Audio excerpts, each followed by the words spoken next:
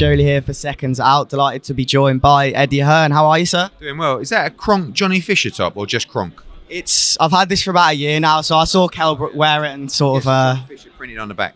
Yeah, gonna have to. The Romford Army. Bosh. Love that. Let's get straight into it. Obviously, Jacobs Ryder's the reason we're here, and it's a cracking fight. Just from your perspective, how can either fighter win the fight, starting with Jacobs? I think if they both do what they should do, I think you're going to get a tremendous fight because both guys have to seize this opportunity. John Ryder, if he tries to box Daniel Jacobs, in my opinion, has no chance in the fight. And I think Danny Jacobs wants to come and should come and make a statement in this fight. So you could get a firecracker. The atmosphere is going to be incredible. It's a really good fight. When was the last time a guy with a profile and size in terms of an American name came to the UK for a fight like this? So it's a pleasure to bring Danny Jacobs here, and I think it's going to be a great fight and a great card as well. And how do you think Ryder can win? Do you say stoppage? He has to force the pressure. You don't try and outbox Danny Jacobs. You have to get on the front foot. You have to try and pressure him, make him fight, and you've got to make him fight your fight, because if he controls the pace of the fight, he's going to be really difficult to beat. As for the winner, what happens in the super middleweight division? They're both probably going to be top three in the world, whoever wins. Obviously, you've got Canelo there. What's the chances of Canelo vacating the belts? Before, obviously, we're going to go on to the chat about the two-fight deal. But with that in mind, I guess, with this question... I don't know. I mean, look, you've got Morrell as the regular champion, really good fighter. And then you've got Canelo as super champion. I guess, see what happens with Canelo, but I don't see him hanging around forever, with that championship. So I see that becoming vacant at some point, and then the winner of this fight probably fighting Morrell for the super championship. But when I talk about this is must win for both, I see the loser of this fight done, because both guys want to fight for a world title. No one's interested in just, fighting for domestic fights, so this is a must win fight for both. You really think done? Whoever loses doesn't fight again, or? I mean, I can't speak on behalf of Daniel Jacobs or sometimes John, but I know for John, he only wants to be in the sport to win world titles. And if he loses this fight, he ain't fighting for a world title. So it's not, Danny Jacobs didn't really seem to like that comment. It's not a reflection of what he's achieved. It's just a reflection of almost what he's achieved, in that that's the level he's boxed at. And if he can't win this fight, he's not going to go on to fight at that level again. Now let's quickly go on to Canelo. What's the latest? Obviously, we know there's been potentially going to be a two-fight deal with DAZN that you're obviously going to be involved with. You get along with him very well. If he was to fight Dmitry Bivol and Gennady Golovkin, is that both, I think, Bivol in May? And what weights are we expecting both fights of Bivol at light heavy, I presume? I mean, firstly, there's no deal done yet. We're in discussions with them. I saw a lot of stuff floating around last night.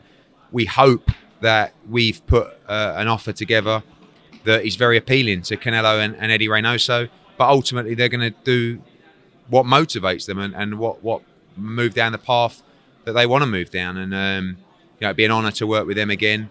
The Bivol fight would be at 175. The Triple G fight would be undisputed at 168. But again, we'll see what happens over the next couple of days. How likely would you say that this deal gets done very soon? I don't know. I mean, look, like I said, I think it's a great opportunity, a great proposal that we put forward. We have a great relationship, but it's just going to come down to Sal and Eddie on what they want to do and what motivates them. And hopefully this is the route they take. Now, obviously, you would love to have Canelo sign that two-fight deal. How much did that have a part to play in the bid for Whyte Fury? Because obviously... None at all. So Canelo for you is obviously the biggest star, but it didn't have any impact on how much? Because 32 million is still a lot of money, but it wasn't in the back of your mind? Because you always have to bid the value of a fight. So when you're bidding the value of a fight, you make sure that it's the right number to create a profitable event, or certainly to get yourself out of jail in an event. We all know that obviously the bid that Warren put in wasn't a true bid because of the way you can get Fury to take a deal. That's not, that's fine. It happens all the time. So, but we actually bid a number that actually was probably bang on the number that they're paying for the fight. So it doesn't matter whether it's Fury against Whyte or Canelo. They're two great fights, two great fighters and three great fighters. So we want to be a part of it, and we'll always bid accordingly. How much of a fight, and I'm going to use Kambosos Jr. versus Haney as an example, does DAZN have to play? If you could kind of sum up with a percentage, how much of the fight happening is from Matchroom side, and how much of making that possible is from DAZN as well? Everything that we do is for the benefit of our broadcaster. Obviously, you look after, the business that you represent, but we have to deliver for DAZN. So our number one ethos is, of course, deliver for fighters and for fans as well, but also deliver for our broadcaster and the people that are investing in Matchroom and our fighters. So yeah, they're always at the forefront, and we always need to make sure that we deliver for them. You were vocal after Haney and Kambosos fought in Vegas that you wanted to see that fight. If that fight doesn't happen, would that potentially be down to DAZN? No, it'd be down to George Kambosos, because I keep reading all this rubbish. Like, Devin Haney is ready to go. He's ready to fly to Australia. He's ready to put his title on the line in undisputed fight. No issues. But it's like, oh, he's all mouth. He's like, no, we're ready. So hopefully we can get it over the line. 2 questions then. How likely is that fight, Kambosos Jr. Haney? I mean, I don't know. It's all on George Kambosos. And if not that, who are you as his promoter expecting Haney to fight next? I mean, he could defend his championship against anyone, but people have got to want to step up and fight him. Okay. Appreciate your time, Eddie. Thanks a lot. Cheers.